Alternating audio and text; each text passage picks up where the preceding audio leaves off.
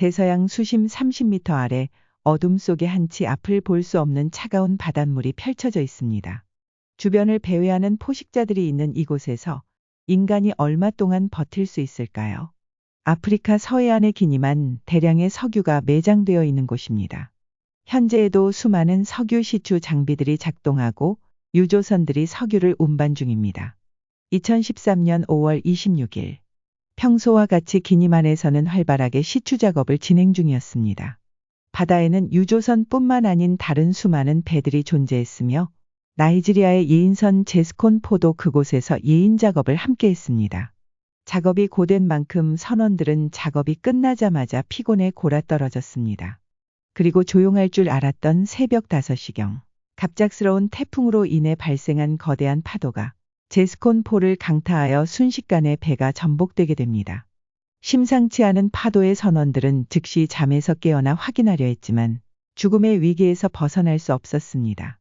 기니만 해역에는 수많은 해적들이 도사리고 있어 세계에서 가장 위험한 해역으로 꼽히고 있습니다. 그렇게 선원들이 모두 잠드는 새벽에는 해적들에게 당하는 일이 많았습니다. 이런 사고를 방지하기 위해 잠에 들기 전 선실의 문과 외부 문 등 모든 문을 걸어 잠궈야 한다는 규칙이 존재했습니다. 하지만 이 규칙은 최악의 상황을 만들었습니다. 엄청난 흔들림과 밀려 들어오는 물을 견디며 잠긴 문을 열고 탈출한다는 것은 불가능에 가까운 일이었습니다.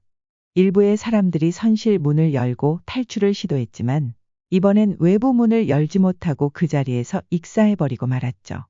현재 생존자인 해리슨 오제그바 오케는 예인선의 요리사였습니다. 해리슨은 모두의 아침 식사를 준비하기 위해서는 새벽 5시에는 일어나 준비를 해야 했죠. 평소처럼 새벽 5시에 기상한 그는 바로 화장실을 이용했는데요. 그때 바로 거센 파도에 의해 배가 전복되고 맙니다. 전복된 예인선은 수심 30m의 해저바닥을 찍고 나서야 멈추게 됩니다. 하지만 해리슨은 아직 생존해 있었습니다. 천운으로 해리슨이 위치한 화장실에 작은 에어포켓이 형성되어 생존할 수 있었습니다. 하지만 그 자리에서 20시간 이상을 버틴 해리슨은 점점 생명의 위협을 느끼게 됩니다.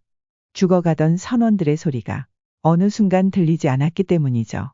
그 당시 해리슨은 저체온증, 산소 부족, 죽음에 대한 공포 등으로 인해 판단이 흐려져 결심을 하게 됩니다. 아무것도 보이지 않는 어둠 속으로 숨을 참고 전진하기로 마음먹었죠. 해리슨은 단지 기억력을 통해 선장실로 향했습니다. 그곳에는 화장실보다 큰 약 1.2m가량의 에어포켓을 찾게 됩니다. 산소 부족에서는 벗어난 해리슨이지만 아직 저체온증과 수면 부족, 배고픔을 해결해야만 했죠. 해리슨은 각종 공구를 찾아 선장실에 있던 취침용 매트리스, 널브러진 판자들로 급하게 뗏목을 만들어냅니다. 이것으로 인해 저체온증과 수면 부족을 해결하게 됐죠.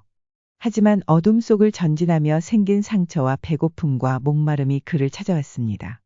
해리슨은 먹을 것을 찾아봤지만 먹을 수 있는 건 콜라 한 캔이 전부였죠. 이런 극한의 상황에서 약 이틀을 버티며 해리슨은 지상의 구조만을 기다리고 있었습니다.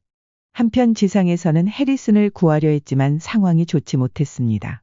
쉐브론은 예인선을 운용하던 회사로 침몰 사고를 전해 듣자마자 구조 작업을 시행하려 했지만 엄청난 파도에 의해 구조대 또한 희생자가 될 것이 확실했죠. 또한 구출에 필요한 도구와 인력을 구해야만 했습니다.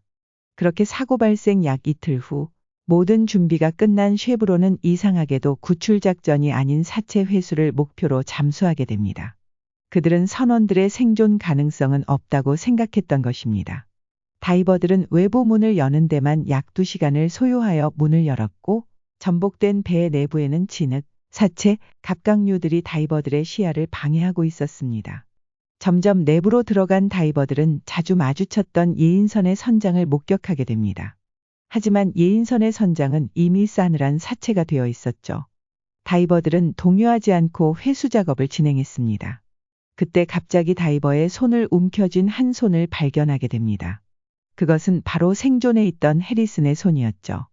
다이버들과 통신팀 모두 경악을 금치 못했습니다.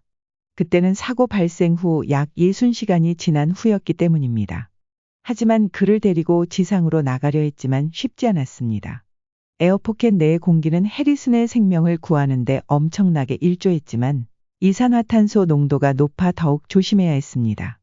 다이버들은 해리슨을 데리고 지상으로 갈 준비를 모두 마치고 해리슨을 끌고 예인선 밖으로 탈출했습니다. 하지만 그때 해리슨은 지금까지 버텼던 정신적 스트레스 때문에 그 자리에서 기절해버리고 맙니다. 다이버들은 필사적으로 해리슨을 데리고 지상으로 헤엄쳤습니다. 지상으로 올라간 해리슨은 정신을 차리고 다이버들과 함께 기념사진을 촬영했습니다. 이후 다이버들과 해리슨의 대화 중 이상한 점이 있었습니다. 해리슨은 극한의 공포 때문에 시간 지각을 상실해버려 자신이 12시간만 버틴 것으로 착각하고 있었습니다. 하지만 현재 상황을 알게 된 해리슨은 놀랄 수밖에 없었습니다. 단지 콜라 한 캔으로 60시간을 버텼기 때문이죠. 또한 에어포켓에 있던 공기의 양을 계산해보니 약 2일 정도밖에 생존할 수 없던 양이었습니다. 이후 해리슨은 고향으로 돌아갔지만 대우는 더욱더 암담했습니다. 해리슨이 흑마술을 통해 동료를 제물로 바쳐 혼자서 생존하였다. 라는 소문이 진짜인 양 퍼져 있었고 그것으로 인해 해리슨은 동료의 장례조차 치러주지 못합니다. 또한 외상 후 스트레스 장애로 인해 그는 피폐해져만 갔습니다. 하지만 해리슨은 자신의 트라우마를 이겨내기 위해 상업다이버 자격증을 취득하여 트라우마를 이겨냈습니다. 이 과정에서 자신을 구해준 다이버를 만나기도 했죠. 이제 해리슨에게 해저 30m란 공포의 장소가 아닌 그저 편안한 깊이로 변했습니다.